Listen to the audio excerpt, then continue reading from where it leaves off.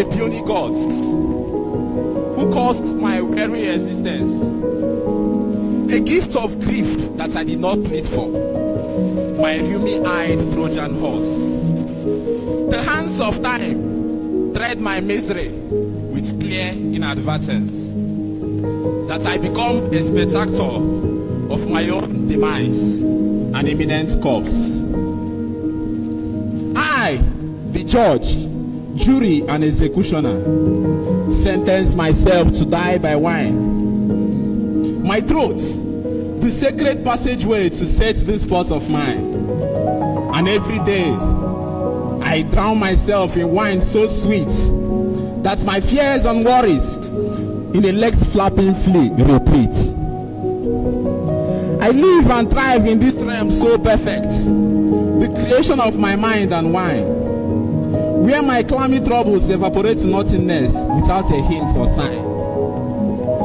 And soon after, I impregnate myself to a protected belly, a Drinkard song on my lips, my belly is so wiggly and jiggly. The white man's bottle caved in my armpit, my steps are a morbid nest of staggers, that I am a jest to the world around me, waking each day in the village dumpsters. The shame on the face of my eldest, who wheels me home in a rusty bony barrow, can sew a cloak that covers the tainted image that is my being, like sheets on my beloved widow. And when the sun rises on my senses, and I reconcile with sobriety once more, I weigh my decisions, and in regret and shame, have a decision to my very core. To do away with my bottles and who send me tumblers, my instrumentum laboris, and not only turn a new leaf, but shed the whole tree to bear nakedness of leaves. Madame Better Life's bar stands as a beacon, but I pass with a new spirit. Customer, customer, she bids me come, take a sloppy sip, just to my new limit. This palm juice is fresh from the sap, the leaf seed keg breathes, and a bubble puffs. I lean just a bit to investigate, and sips turn to mouthfuls, mouthfuls to throaty gulps. Alas, a Palmwine Drinkard am I, a champion of the village dumpsters. Cheering kids trail my stagger steps. But can I rise above my despicable fall and resolve once again to be sober? Because falling is not failing, but not rising from the depths and depths. Can I mold myself anew from this clay that has festered, and craft beauty from rips and rags of garments so tattered?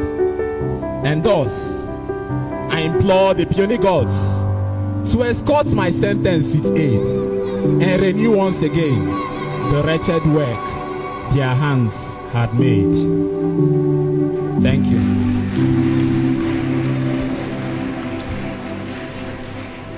This poem was written by myself, and the title of this poem was adopted to garnish it with an African flavor, and also to bring it down to localize it to an African problem. Also, the title of this poem was adopted from the traditional fantasy of Amos Tutuola, one of the greatest African writers of the 20th century. It has the primary rhyme scheme of AABB and is structured into 8 stanzas of 4 lines each. It has a primary theme on alcoholism as an addiction. But the message of this poem also speaks beyond just alcoholism and addresses all kinds of addiction, especially those we are prone to in the day-to-day use of our cell phones and in the digital space. The tone of this poem is highly introspective and self-critical. In the first stanza, he begins with a monologue of existential lamentation, cursing the gods who gave him life, a life that he considers as a Trojan gift. He goes on to find an escape in wine.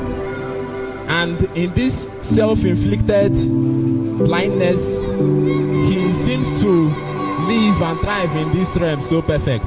But then before we know it, the effects of this addiction begins to manifest, in the sense that he begins to have a protruded belly, and the shame and the social effects of being an addict begins to be rampant in his life. Then we also see how he made a resolution to change, but then he relapsed. But the poem tells us that relapsing while trying to grow out of an addiction is not an invitation to give up, but an invitation to strive further. And when we accept our situation by not living in denial, we can begin to ask the most important questions of: can you grow above your despicable fall? Can you mold yourself anew? And most importantly, in the last stanza, he begins to beg the gods to help him, because we cannot subdue any form of addiction by our own human efforts alone. And that is why it is necessary and important to call on God in prayer to renew us. Thank you, and God bless you.